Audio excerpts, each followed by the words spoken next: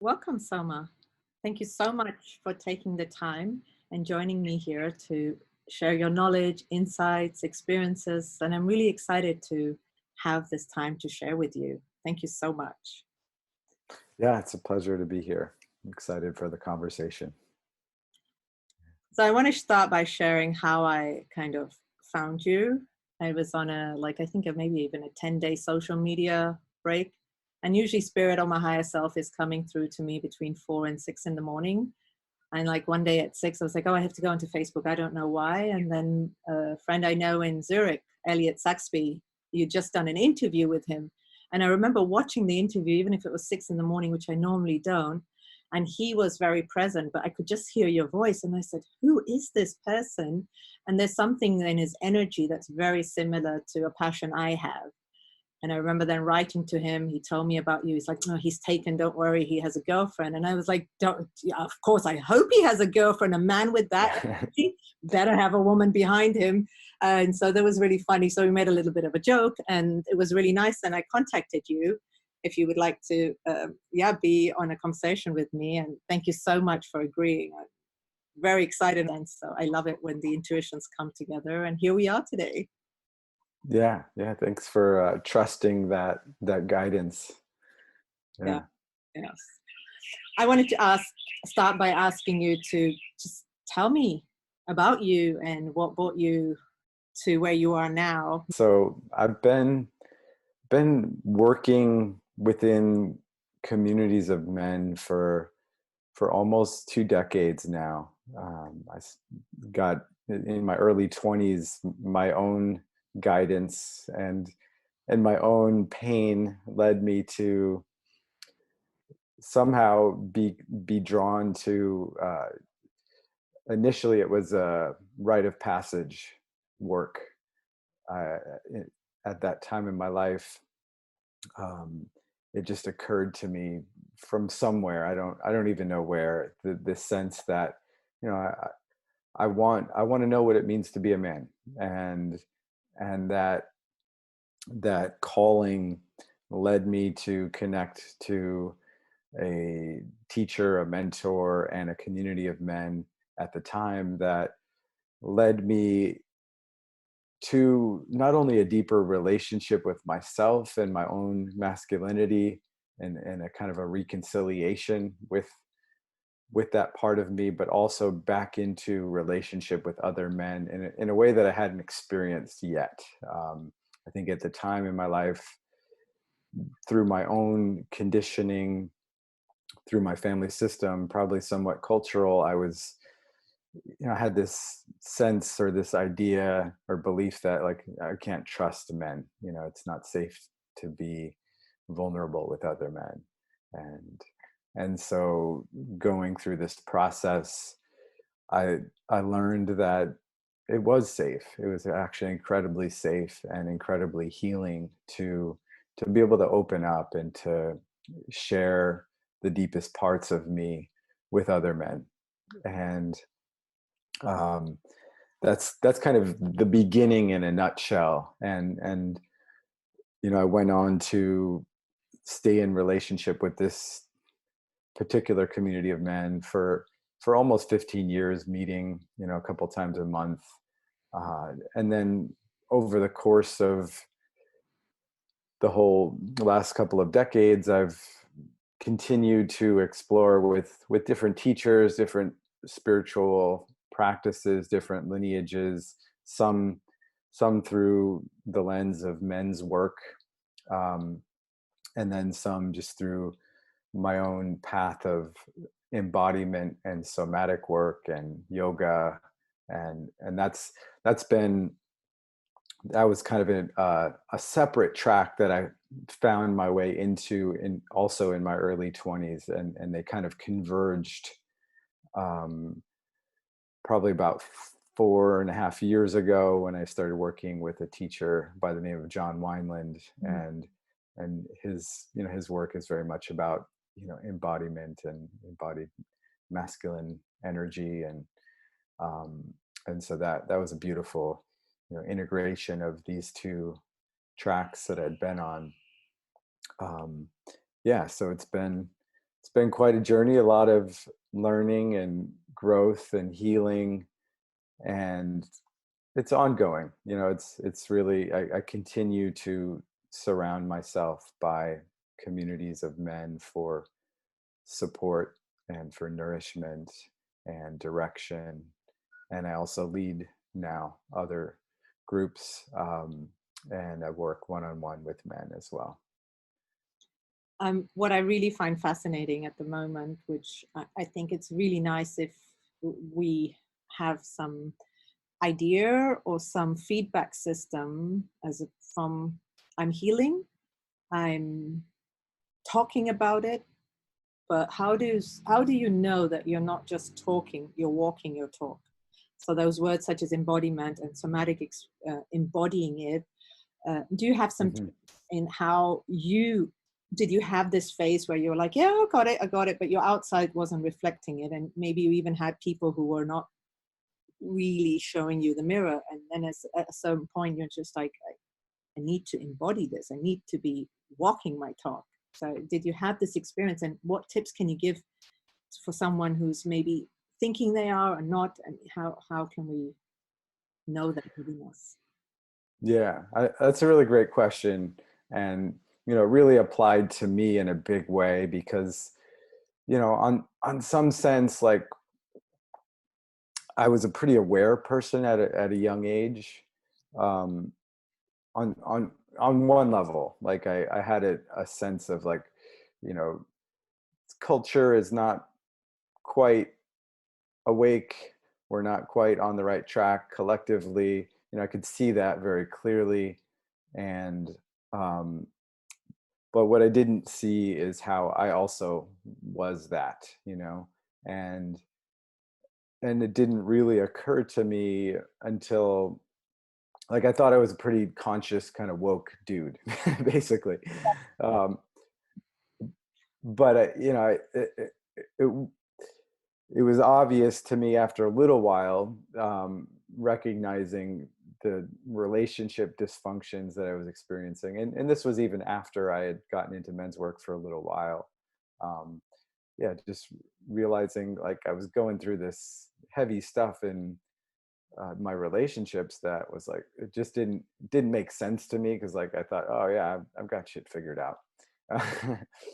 and um, and so that was sort of the first clue that there was more work to be done.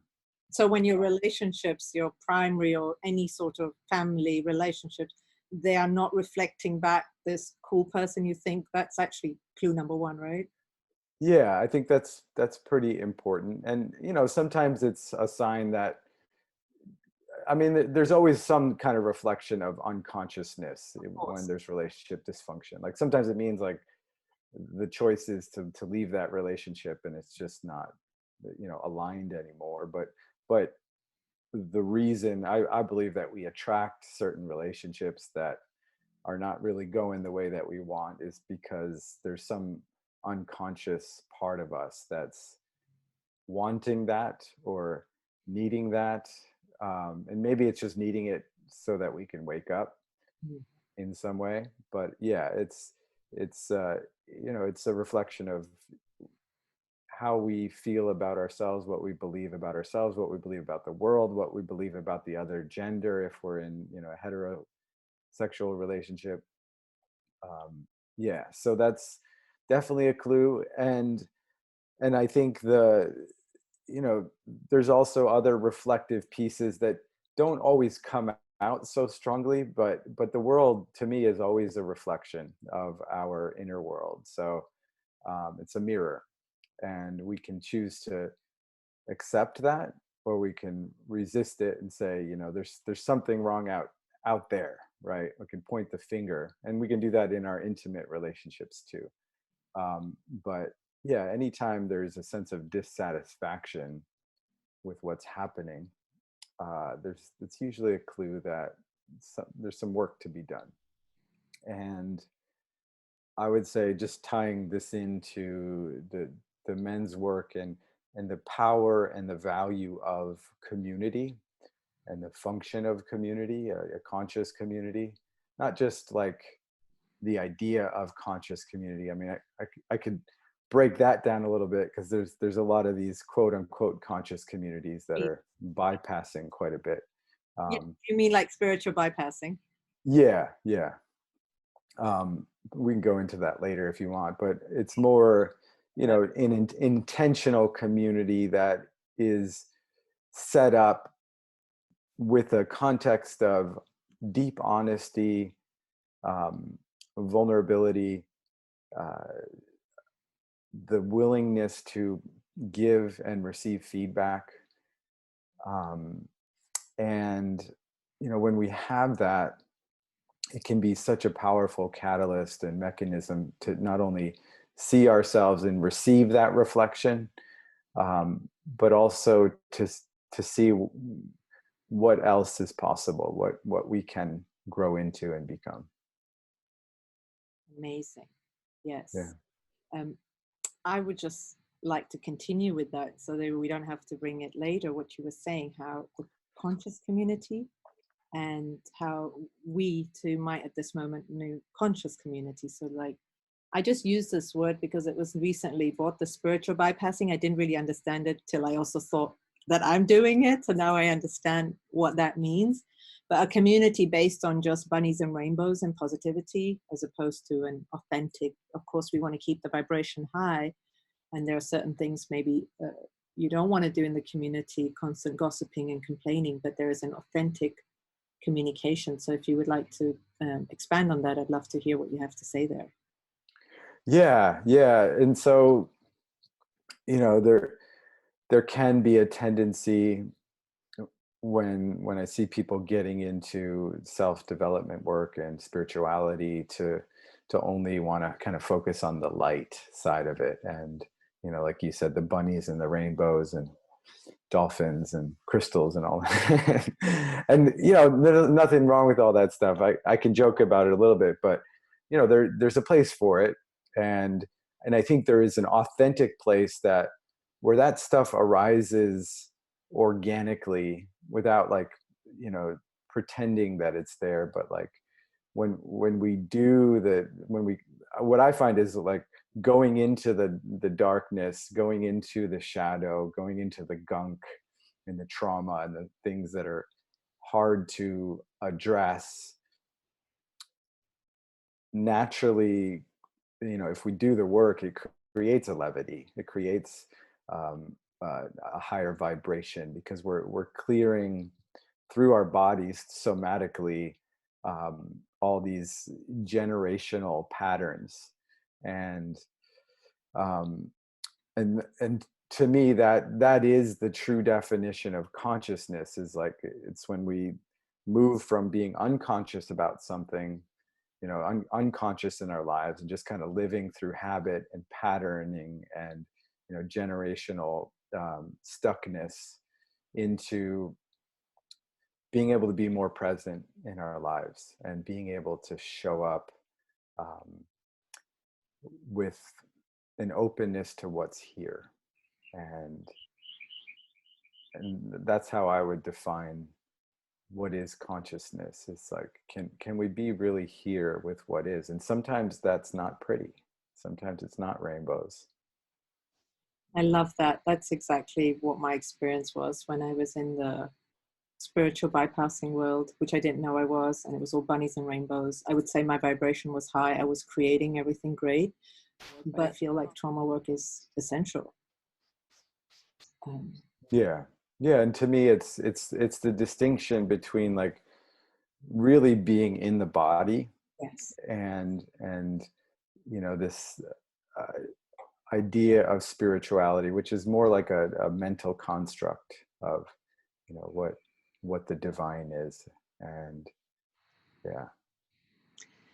On your website, you had something really interesting that was written that men, it would be really nice if men could, or along those lines, that they are more than a big paycheck or a big penis. And so how does a man who is maybe in that model still go beyond that? Is it the first step, like you're saying, go to a men's circle, or is it the desire? How, or does it just get awakened? But when you can see there's something beyond, it's like, oh, that's what I have to do. I have to procreate and I have to bring money. And So how can a man like journey out of that, or at least know I could think of something else? And it doesn't have to be I have to save the world, or I have to open a healing Yeah. center, or I have to be a therapist, or I have to be a breathwork coach. I don't even have to be the next thing, but I am more than this. Hmm. Yeah. I mean, I think there's different ways that men arrive there, and it's usually what I see a lot, and this has been my experience, is there's usually some threshold of pain that a man needs to meet in his life. And I think it might be somewhat by design for whatever reason, Mm, but there's something about our wounds that are deeply intertwined with our purpose and our gifts, in my experience. And so um, you know, usually it's not always by choice. Some men are called, but usually it's like, oh, this relationship breaks down, and this very difficult period shows up, or maybe there's an addiction or something like that. And that's usually what it takes for men to say, hey, what's happening here? And sometimes it takes a few cycles of that. I think yeah. men. So are you saying like women, just if we're not generalizing, that women might not have such a high, I mean, they might start earlier, or they know it, as opposed to a man needs one and then might need a few more times even after that first one? Is that a gender thing that you've experienced without? Yeah, I mean, I work primarily with men, so I know women probably have their own version of this. Right. I think culturally, though, men are more conditioned away from um, going within and kind of doing, work around their emotions and feelings and all these other pieces. So for a man to go into self-exploration, it's more of a risk in a way, socially. And that's just a condition, I would say, of our culture. And so, yeah, but at a certain point, maybe the pain gets too great, and he's like, all right, I'm willing to look at this, and hopefully there's, it's not available everywhere, but hopefully there is some access point for him to be supported in that. And that could be a men's group, it could be with a therapist, it could be with a coach. There's different things. Maybe a man will discover that meditation or yoga can be a tool that facilitates integration and healing. Mm. So there's a lot of inroads, and I would say for men that are watching this or listening to this, um, one of the biggest things I would encourage you to do is to uh, learn to be curious about your experience versus resisting it, versus saying there's something wrong here, I need to fix this. But to get curious about, what is this pain trying to teach me? What's here for me in this? You also offer online men's circles, Yeah. Yeah. which is actually, it might be, if I'm thinking now, a safe way for a man who is willing. I heard you right now say, which really resonates, that it's riskier for men because as women, we're kind of used to that thing. And I'm thinking, or I'm feeling like an online men's group, like I live in this country, but there's something so far away and nobody will find out. And there might also be a great option to start. Yeah, I think it is a good place to step in and explore without, I guess there's a certain discreetness about online communities. I mean, obviously most men's circles, there's a confidentiality container, so it's generally a pretty safe place. But yeah, I think I think in general for men, it's going to feel like a risk anyway, just to reveal, like, I don't have it figured out. Like I need help. I need support. Just taking that step, even in a completely um, undisclosed environment, is scary. You know, even if it's one other person with a therapist, Yeah. for a man, that's an edge. Feel that. For, Yeah. yeah. Oh, I can feel it when you say that, but I've never really felt it because I'm like, you just go to a therapist. It's so easy. I'm going the whole time and there's so much resistance. But when I hear you, I can really feel how difficult that must be just to even go to one therapist. Mm. Hmm. Yeah. Yeah.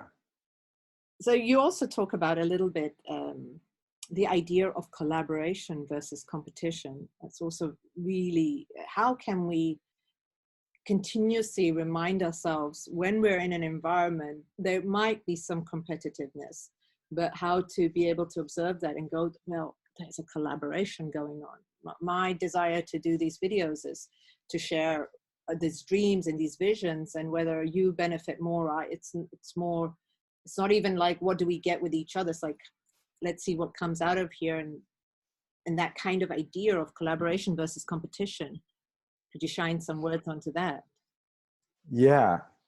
Yeah. I mean, I think competition, this to me is almost primal biological piece of our wiring. You know, it's like the survival of the fittest kind of thing. Yeah, I mean, I'm going to speak more to men because I think it's more, we see it more reflected in nature. Obviously, I'm not a biologist, so I can't like speak with a high level of expertise on this. But you know, I've watched enough nature documentaries to you know, we see that with, you know, the two bulls butting heads, or you know, the lions kind of creating this sense of dominance in Yeah. the pack, right? So it's there, it's in us. We have that, you know, we're kind of, we want to stake our territory, we want to claim our space, and that's an important aspect of masculine energy on one level, right? Which is now becoming, you know, it's gotten used unconsciously as civilization has developed. You know, it's been used with, in my opinion, a detrimental effect on the earth, on society as a whole. But that doesn't mean we want to throw that energy out completely, right? Which is what I see a lot of modern men doing, is because, you know, the idea of masculine energy has, you know, and this idea of patriarchal culture has supposedly caused harm. There's this want or an impulse to kind of throw it all out, like it's not okay to be masculine anymore. And I wouldn't say that's a really positive strategy. um, and so we have to learn how to seize that competitive energy and use it with a conscious and positive intention. And that's another gift that I see in say a men's group, or even like a mastermind. You know, we have to recognize where the competition goes unconscious, and we're comparing ourselves to others, and you know, trying to be better from a place of, you know, how can I get mine, or like coming from this insecure place. And so I think healthy competition comes from a place of security. Like Mhm. I have a sense of belonging. I know my place in the world. And now, you know, men can use this sort of competitive edge to support each other in leveling up, in becoming the best versions of ourselves, you know, to becoming more aligned with our higher selves, more connected to our purpose, more to making more choices that are actually in support of the greater good. So that there's an element of the masculine energy that includes challenge. And to me, like uh, part of the definition of love through a masculine lens is around challenging each other. Like, uh, you know, um, saying, look, like I see that you're capable of so much more than that, and I'm gonna call you forward. I'm gonna call you up into becoming a better man, because I see your higher self, and I'm not going to let you get away with, Mm, shrinking, or, mm, treating your partner like that, or not showing up for your children.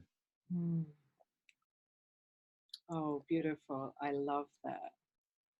So going on with what you ended up not showing up like that with your children, I love also something you wrote, which I read. Just going to wait a second, my internet connection. Okay, it's come back. You wrote something like you did the work, or at least you're doing the work on an embodied level for the future generation, for your daughter and all future generation. Would you like to, I'd love you to elaborate a little bit what that means to you, without it being like a martyr or savior complex. Yeah, and that's an important distinction, and I think it is, sometimes there's a fine line there, Yeah. and but what I find is, part of the unconscious competition mindset, where we get into this territorial, this is me, this is mine kind of thinking.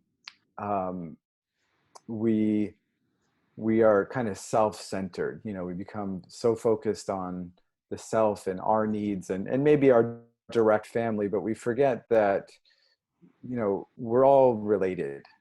Every human, every tree, every plant, there's we're all part of this kind of ecological web of life. And I'm not gonna share the quote, but there's a quote coming to mind. There's like the Chief Seattle quote. I wouldn't remember it exactly, but it's something along the lines of, whatever we do to life, it's part of this collective impact, right? We're always having an impact, and Wow. we might not see the impact in our lifetime, Yes.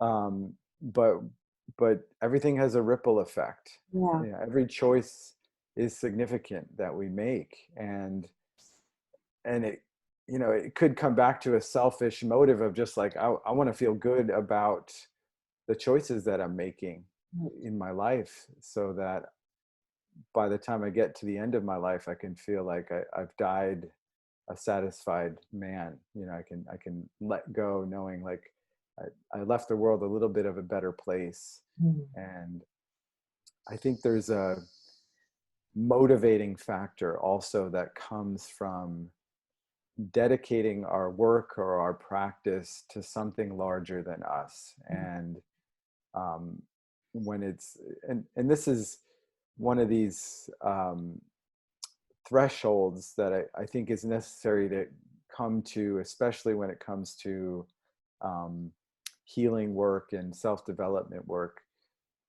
Even the idea of self-development can kind of limit us in Yeah. a In a way, way. Yes. Yes. Yes. Yes. Yes. because it's never just about us, and when we're so focused on the self, it becomes um, collapsed. The energetic paradigm of the work collapses into a smaller space. But when we dedicate it to something larger, we actually get sourced in a larger inspiration and energy field, right? Mhm. There's something that comes from dedicating what we do to the collective, that can help us to move through the challenge and the pain a little bit more gracefully, if that makes sense. Yes. Um, I love that because that really resonates with me when I had some tough times and I decided to take a path, um, what I would call a spiritual path, or just take more accountability to why that's in my life as opposed to being a total victim of it. So that as I moved through that, I also felt I have to do this for something bigger. And you're right, there was almost like a bigger energy that was sourcing through me as I did it. A question which I'd like you to put your wise words on it, is we're sometimes going through this, what I call self-development work, making ourselves better, going to every seminar. And when I had that phase, I was kind of content and happy and going about. And then there was this other phase where I felt there was something larger running through me while this work was being done. And that just gave an extra level of fulfillment. I wonder if you know this process, and self-development versus for something higher good. I'm just going to throw those words out, and maybe you can show us some loopholes where we also fall into being in like down the road, down different rabbit holes. Yeah. Well, I mean, I think there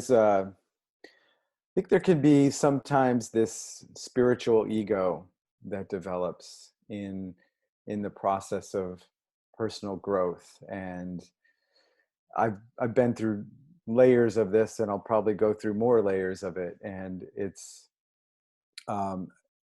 can show up in different ways, and it's part of the shadow work that comes with spirituality that to me makes it more of an integral process versus the spiritual bypass like we talked about earlier. And in the beginning, often I see people getting into self-development and healing for the sake of trying to fix something or change something, have a transformation, and over time, though, if the focus remains on the self, in like I'm I think there's two traps there. The one is believing that there's a problem that needs to be fixed, right? Like, because essentially there's not really any problem. The only problem is that we're actually rejecting parts of ourselves. There's layers of self-abandonment, there's self-judgment, and in the trying to fix it, we're just kind of perpetuating that narrative, and we can kind of get stuck there. And the real work is like, how can we move towards wholeness?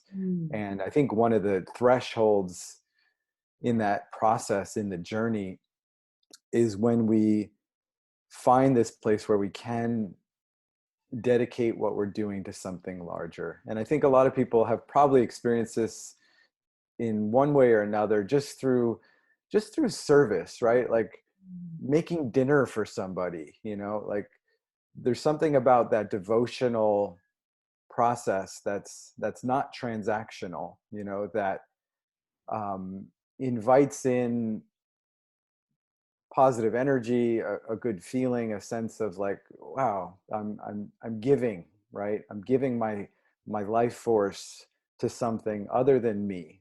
And so it, we step out of this like self-indulgence of I, me, mine kind of mindset into like, I'm here to serve something other than this identity, this ego. And that becomes like a transpersonal experience. And when we're in this transpersonal realm, there's a way that we access energy that's beyond our own kind of closed loop system, right?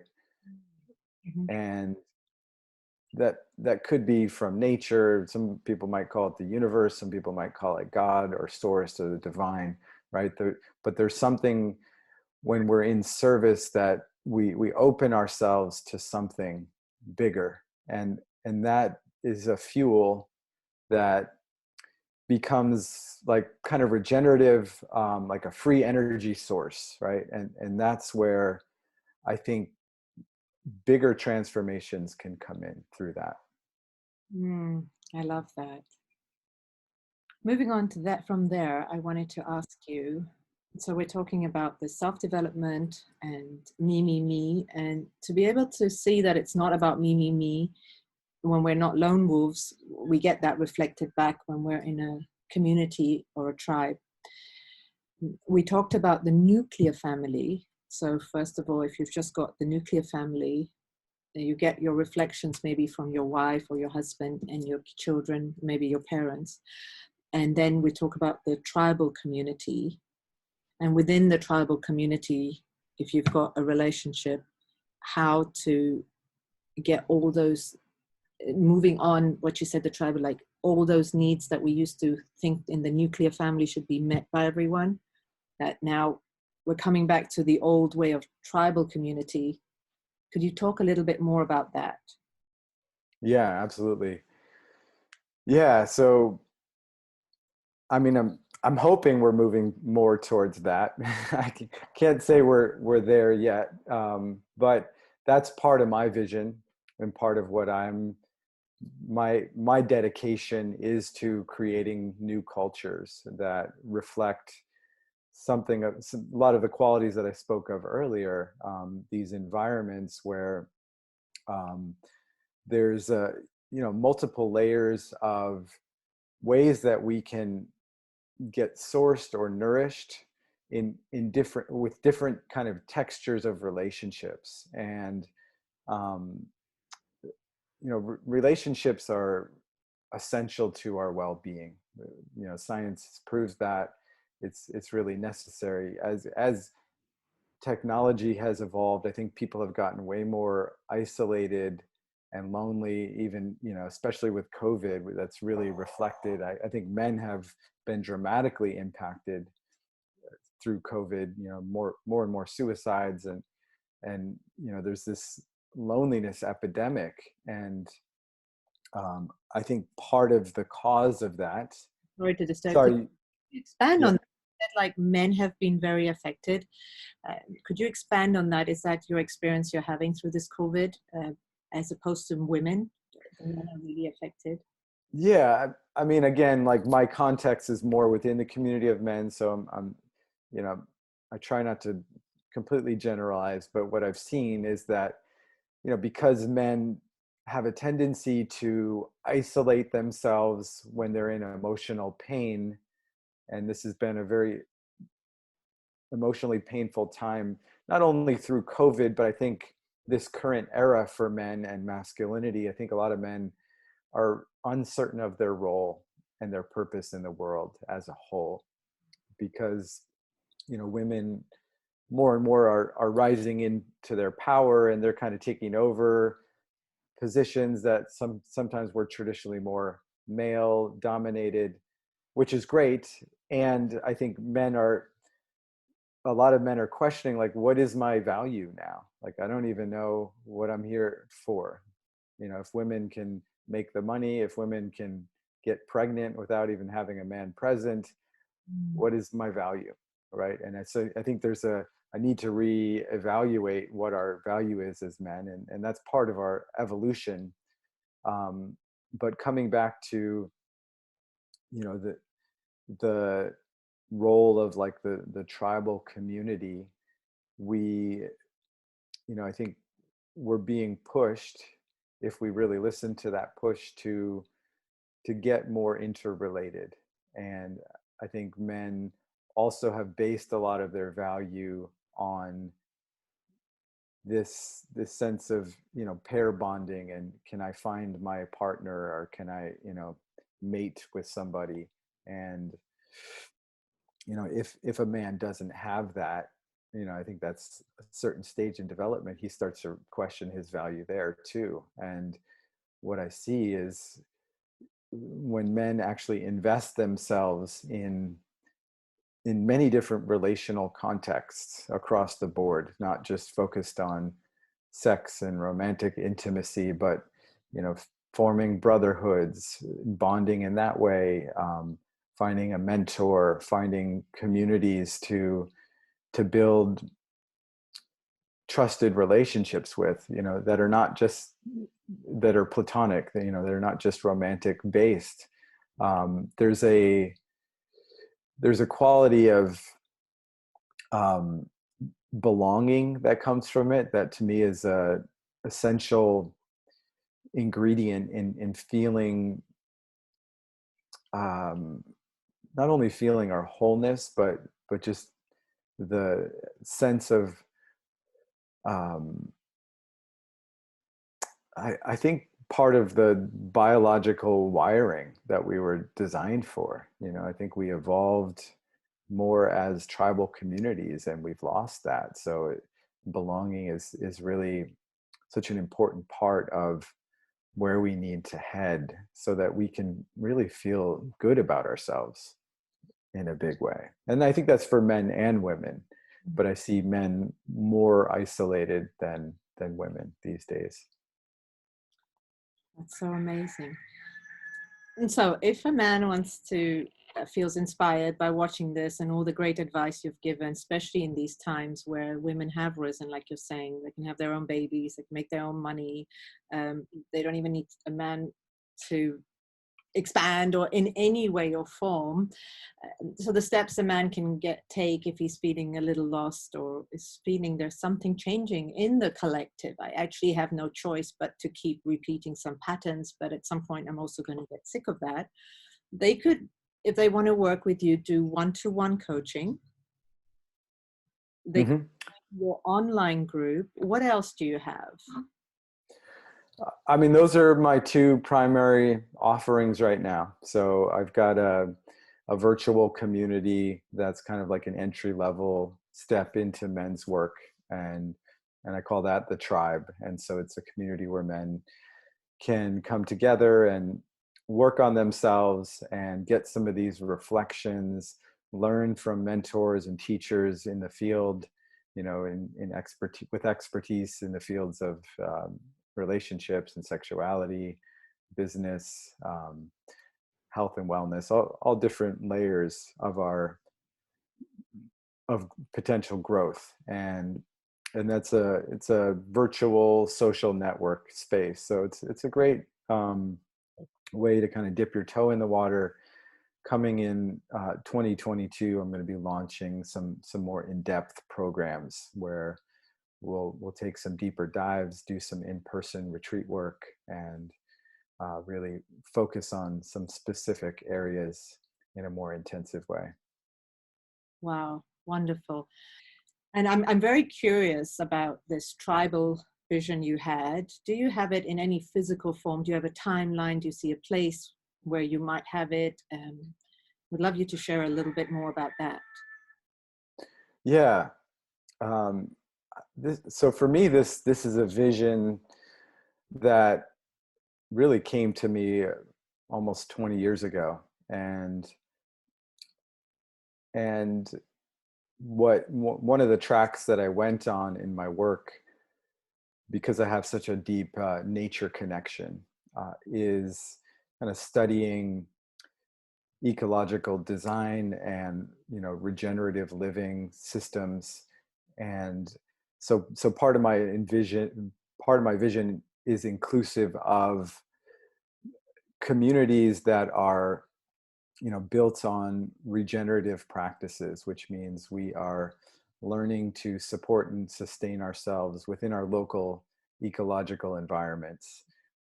Some people call this permaculture design. So creating a sense of eco village, or these communities that are working with the natural elements to sustain themselves. And you know, I don't have a specific locale in mind where I want to create that, but part of it will look like, there probably these model towns or villages where people can people will live there and sustain the community, and people can come there to kind of learn about not only the working with the earth and the elements and the regenerative practices, but also the relational practices, which are really foundational to a sustainable community, is learning how can we be in relationship to each other from a more conscious place, from a less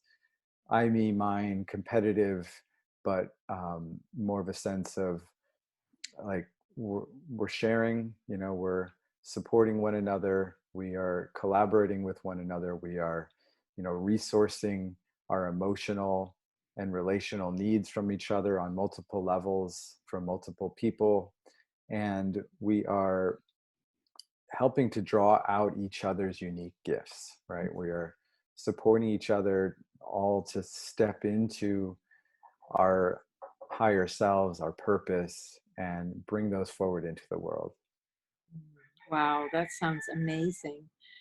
To end, I want to ask you if you would have 3 pieces of advice for, let's say, a little bit more awake or conscious woman who's empowered and going forward creating, and is maybe in a connection or relationship or really rubbing against an awakening man who hasn't maybe taken the full risk to join a men's circle. What are 3 pieces of advice that you could give her? Yeah. Yeah, this is tricky. Good question. And I think there's this idea of men having a little bit of a fragile ego, right? Where like men can easily feel emasculated if their woman is trying to drive them or direct them in a certain way. And, you know, in some ways, I think it's important to honor and respect that. Um, so I would say that's the first piece of advice is don't give advice to your man. Mm-hmm. um, I would say, you know, give him space. You know, one of my teachers, John Wineland, he shares a lot about this and how a woman can help to evoke a man's higher consciousness, and that's by stepping more into her feminine energy. Like if she was in her masculine, she'd be telling him what to do, right? Which is going to put him more in his feminine and less in his sense of orientation and purpose. So what a woman can do is to sort of become more like his oracle, which means to, in an embodied way and through her heart, reveal the impact of his way of being on her, right? And so that might mean, you know, showing her heartbreak, um, without going into complaint, but more in like a uh, just through her eyes and her movement and her breath and her yearning and her longing. And so that's one piece. um, and I would say another thing a woman could do is to really uh, get curious with him without becoming like a mother figure, right? So she's not trying to caretake, um, but to genuinely um, ask him questions that invite him to drop in a little bit deeper without any kind of pressure, right? So there's a way that, you know, a lot of women say they want a man that's more emotionally available, for example, and that for men, that can, if it comes on too strong, it can feel sort of invasive in a way. You know, there's a way that the feminine energy can penetrate from the heart into a man's heart, right? But just like if a man was penetrating a woman like physically through the genitals too quickly, right, it would feel too much, too fast. And so there's a pacing to that. You know, if a woman wants more of a man's heart, um, and she really wants to support him in arriving there, it's really having a sensitive awareness without an agenda, to feeling where he is, um, coming into him, and then kind of leaning back and kind of energetically being attuned to that process, if that makes sense. Completely. Yeah. thank you so much. I'm going to put down in the link your website. I'm really, really looking forward to what's coming up next year. And I'm really looking forward to having the time to connect with you again. Thank you so much. Yeah, I appreciate the invitation. I really enjoyed the conversation. Yeah, thank you. Good.